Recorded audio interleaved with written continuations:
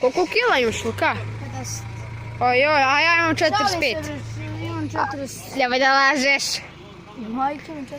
Osumnjičen. A što mi tu radiš? Snimate. Evo to snimaš? Dođi.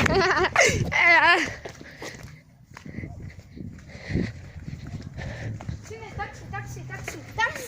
taksi. Bolesnik.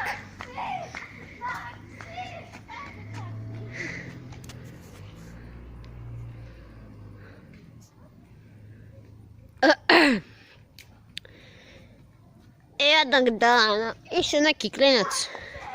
Jurio i viko taksi. Budalno, ne radim taksi. To je to, obaj! Šalim se naravno.